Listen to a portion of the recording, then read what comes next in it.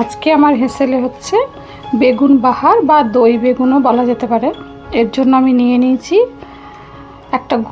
দুটো বেগুন নিয়েছি। একটা বড় বেগুনকে 4 টুকরো করে নিয়েছি। দিয়ে এর মধ্যে যেটা দিচ্ছি সেটা হচ্ছে নুন আর হলুদ।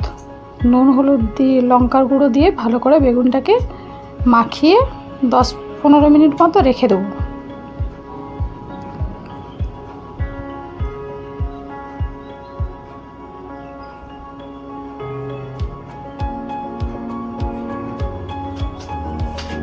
এবারে কড়াই গরম হতে দিলাম।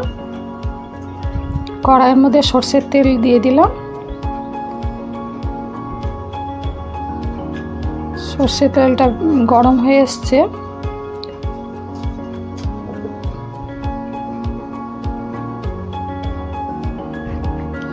এবারে বেগুনগুলোকে ভালো করে ভেজে নিচ্ছি। এবার কিছুটা দই ফেটিয়ে রাখলাম, যাতে দইটা ভালো করে ফেটাতে হবে।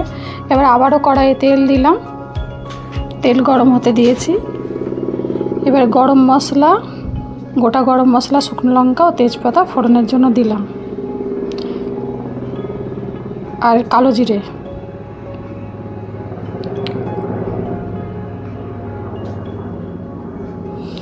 এবার কিছুটা পেঁয়াজ কুচি দিলাম।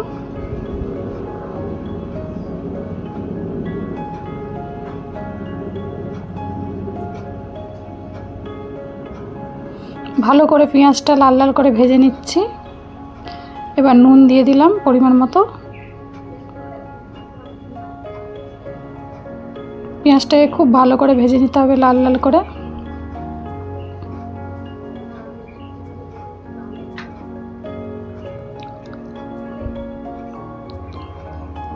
এবারে দিলাম আদা আর রসুনের বাটা, ভালো করে কষিয়ে নিচ্ছি।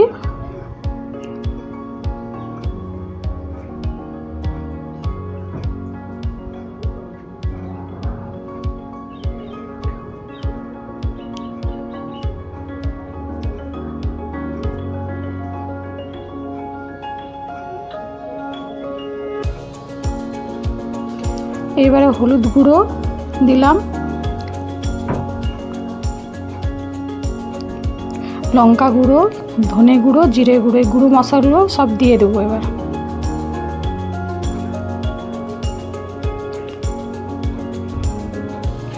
মশলাগুলো দিয়ে ভালো করে একটু কষিয়ে নিচ্ছি।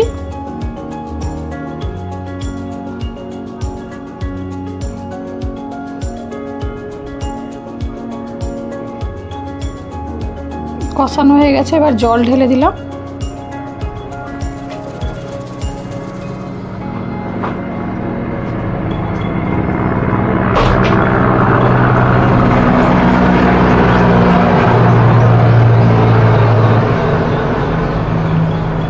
মশলাটা ভালো করে কষানো হয়ে গেছে, খুব ভালো করে কষানো হয়েছে, রং বেরিয়ে এসছে এবং তেলটাও দেখুন ছেড়ে গেছে মশলাটা থেকে। এবার আমি দইটা দিয়ে দিচ্ছি, ফেটানো যে দইটা ছিল ওই দইটা দিয়ে দিচ্ছি।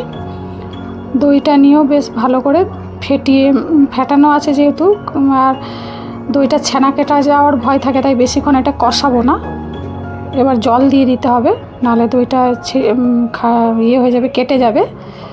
জল দিয়ে দিলাম।